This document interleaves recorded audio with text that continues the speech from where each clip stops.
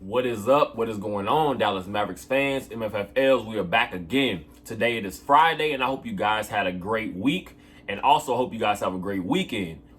Tomorrow marks day one and game one, I'm going to say, of the Dallas Mavericks Summer League team for the 2023 offseason. Pretty much, like I said, there's a lot to get into. There's a few things to get into when it comes to this team and the outlook of what some of these young guys can do.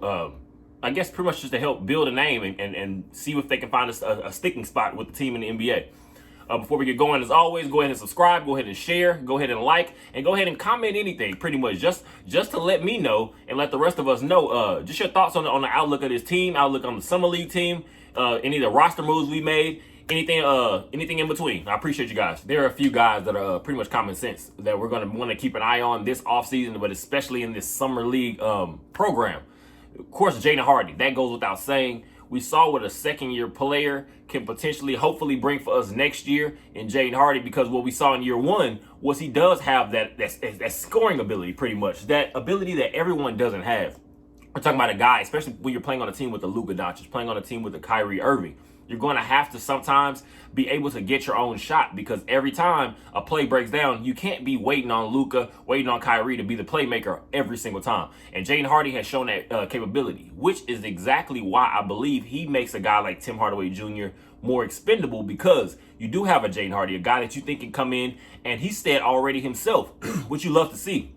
And here, that he wants to be sixth man of the year. That's his goal. That's his mindset. Because when you have two high-level talents already in the starting lineup, we need that other guy. Because sometimes, we saw it many times, talking about sixth man of the year, just even a candidate and a winner, Jason Terry, former Dallas Maverick. We saw a lot of times, he's your second guy that we have coming in, trying to carry some heavy loads behind Dirk Nowitzki, a guy like Dirk Nowitzki on any given night. But knowing you have a Luka Doncic heading pretty much the system, then you have a Kyrie Irving right alongside with them, you're going to have to sometimes find other guys that are going to be able to come in pretty much and put the ball in the bucket. And of course, we know Jaden Hardy has that potential.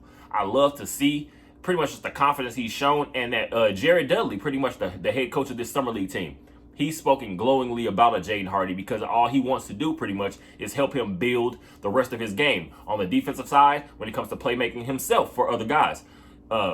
Jerry Dudley has, and I feel like we have now somewhat started to create a system, started to create an outline for what we want this team to look like going forward. But not only a guy like Jaden Hardy, you also have our 2 first-round picks from this past draft. You have a Derek Lively, center out of Duke. You also have Olivier Maxence Prosper, or O-Max Prosper, out of Marquette. We're talking about some long, rangy type players. They're going to pretty much, what you're expecting in year one for them, if they're going to contribute, if anything, what you're going to be hoping for is that they're going to give you some defensive capability. Some guys that are going to be out there, like I said, dogs. You love dogs. You want some guys that can go out there. You're not going to have to worry about their intensity. You know you're going to get effort more times than not, especially a guy like Derek Lively. We're still trying to find exactly what this center position is going to look like for the Dallas Mavericks going to the regular season. So a guy like Derek Lively, this is pretty much his time to put his foot in the ground and get to work, because you do now have pretty much the contract situations and everything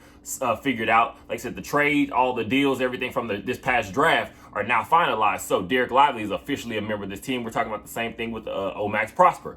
But with Lively, again, for sure, the best thing is that he's been working with Tyson Chandler all throughout this, pretty much the early practices for Summer League. Also, Tyson Chandler will be one of Jared Dudley's assistant coaches on this Summer League team. That's going to be pretty much a guy that I want Derek Lively just following around the entire time while they're in Vegas, when they get back to Dallas, because that's going to be exactly the prototype that we want Derek Lively to follow. A guy that's going to be your stable for that rim protector. Last line of defense, a guy pretty much that just deters the other offense. The rim shouldn't be easy pickings like it was last year. We saw many times you have a guy like Dwight Powell trying to run your 5. You have a guy, Christian Wood, at certain times running your 5. These are not defensive stalwarts. So these are guys that were giving up easy buckets more times than not. We don't have to speak on a guy like JaVale McGee. Maxi Kleber can't stay healthy the last couple years. So that's starting to wear down. We need a guy like Derek Lively to show up big for us. Tyson Chandler is going to be the perfect, mentor, if you want to call it that, for him, and I'm excited to see exactly what he's going to bring. Max Prosper. He is going to be, we're talking about, again, a guy like 6'8", by 7'2" wingspan. Again, long-rangey defensive type player. He's going to help out a lot when it comes to, I feel like, again, I've said myself, I believe he's kind of in that sense of maybe a little bit bigger Jared Vanderbilt. We're talking about in size. But around that same kind of guy, he's going to give you some intensity. Guy's going to give you some energy. But what especially I'm excited about is just seeing what he can look like offensively, because he is a guy, Max Prosper is a guy that you're going to see pretty much use his athleticism a lot. He's going to cut to the basket. He's going to pretty much take those cheap dribble drives, I'll say, when a play starts to break down. But what you're mostly going to want to see is how exactly his three-point shot develops, because playing with the Luka Doncic especially, you're going to have lots of these wide open corner threes, wide open shots a lot of times. So can you knock them down at a consistent rate where the other defense has to pretty much always keep an eye on you? That's what I want to see from Max Prosper. Watch his offensive game develop and see what exactly he's going to be able to bring defensively. That also goes into the fact that there are a few other guys. We're talking about a McKinley Wright. Pretty much we saw what he's done. He's been an okay player for the Dallas Mavericks in his pretty much rare moments of playing time. But you want to see if he can continue to develop. He's also going to be on the Summer League team. You have a guy like A.J. Lawson. He's stuck, and then, of course, we let him go, and then he comes back. Now he ends up with our Summer League team again. What we're going to look for is, can he knock down these shots? Because we're talking about pretty much we need as many 3-and-D guys as we can get for the cheap, because I'm personally not a fan of just loading up your team with 3-and-D guys. I want versatile players, guys that can get their own shot if a play happens to break down. But you do want to have a few of those guys on your roster, because at certain times you will need them. Whether it's a close game, whether it's a game where pretty much everybody just decides they're going to funnel down on a Luka Doncic or a Kyrie Irving. That's going to be open shots for everybody else. Can A.J. Lawson put his hat in the mix? Name in the hat? We'll see. Pretty much going on to also, you have a guy, a Mike Miles Jr. from TCU. You have a Jordan Walker out of UAB. These are two undrafted guys that we picked up. I want to see what exactly their scoring capabilities look like. We're going to also now have to see if we're going to figure out any more moves for the big team. I guess you want to say the NBA team, the Dallas Mavericks. What moves are going to be there? So pretty much that's going to open up a lot of positions, I guess, a lot of potential play for some of these guys that's trying to make a name for themselves. Like I said, like a Mike Miles Jr. When you're talking about, again, a Jordan Walker, you're adding him back into A.J. Lawson. That is going to open up many opportunities depending on how this roster changes over the next week or so. We'll see.